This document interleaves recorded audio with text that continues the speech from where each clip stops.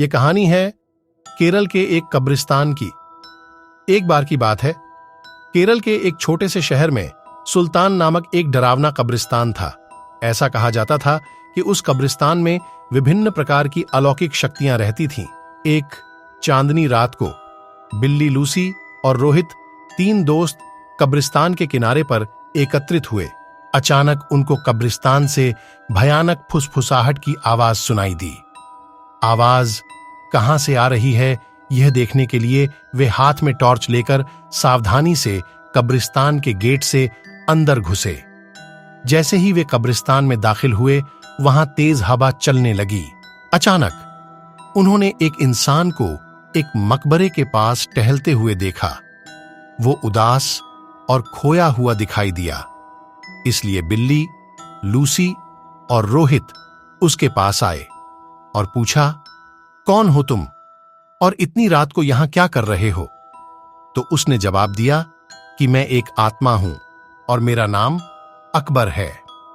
अकबर ने उन्हें उस भयानक अभिशाप के बारे में बताया जो इस कब्रिस्तान की सभी आत्माओं को परेशान करता था।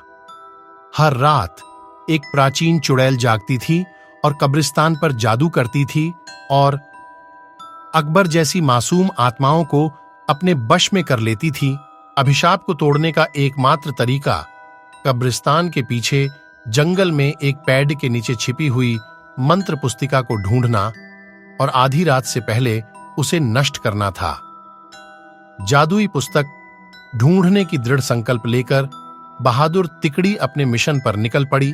उन्होंने अंधेरे में मकबरों के बीच रास्ता खोजा जंगल में जाने के लिए, और इस बात का ध्यान रखा कि आराम करने वाली आत्माओं को परेशान न किया जाए। रास्ते में उन्हें बोन्स नामक एक शरारती छोटे कंकाल का सामना करना पड़ा, जो उन्हें जादू की किताब खोजने में मदद करने के लिए तैयार हो गया।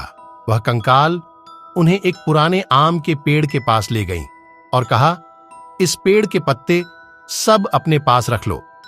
अगर यह पत्ता तुम्हारे पास रहेगा तो वह चुड़ैल तुम्हारा कुछ नहीं बिगाड़ सकती, और यह पत्ता तुम्हें जादुई किताब हासिल करने में मदद करेगा। यह कहकर वह कंकाल वापस कब्रिस्तान की तरफ चला गया। आम के पत्ते को अपने हाथ में लेकर तीन दोस्त जादुई किताब ढूंढने लगे। बहुत ढूंढने के पश्चात जंगल में एक झील के अंदर उन्हें तैरता हुआ कुछ दिखाई दिया। रोहित को तैरना आता था, तो उसने झील के अंदर जाकर वह चमकता बॉक्स ले आया। जैसे ही आम के पत्ते को बॉक्स के ऊपर रखा, वैसे ही बॉक्स खुल गया और चमकती जादुई किताब बाहर निकल आई। आधी रात करीब आते ही वे तीनों अपने हाथों में जादू की किताब लेकर श्राप को तोड़ने के लिए कब्रिस्तान की तरफ बढ़े। कब्रिस्तान में आकर वे किताब को खोले और एक प्राचीन मंत्र का पाठ किया। मंत्र पाठ करते ही जमीन कांपने लगी और कब्रिस्तान में एक तेज रोशनी छा गई। वह चुड़ैल जाग गई और गुस्से में दिखाई दी, लेकिन उसकी शक्ति धीरे धीरे कमजोर हो रही थी। उसने बिल्ली, लूसी और रोहित को जादुई किताब पढ़ने से रोकने के लिए अपनी जादुई शक्ति का प्रयोग किया, लेकिन उन तीनों पर कोई असर नहीं हुआ, क्योंकि तीनों के पास आम के पत्ते थे जो उनकी रक्षा कर रहे थे। धीरे धीरे चुड़ैल की सारी शक्ति खत्म हो गई और चुड़ैल भस्म हो गई। इस तरह बिल्ली, लूसी और रोहित ने कब्रिस्तान में फंसी हुई आत्माओं को मुक्त किया और कब्रिस्तान में फिर से शांति छा गई। दोस्तों, वीडियो कैसी लगी? अगर वीडियो अच्छी लगी तो वीडियो को लाइक करें, शेयर करें और कमेंट में बताएं कि वीडियो का कौन सा पार्ट अच्छा लगा। अगर आप चैनल पर नए हैं तो चैनल को सब्सक्राइब करें और बेल आइकन ऑल पर क्लिक करें, ताकि ऐसी ही मजेदार वीडियो आप तक सबसे पहले पहुंचे। धन्यवाद।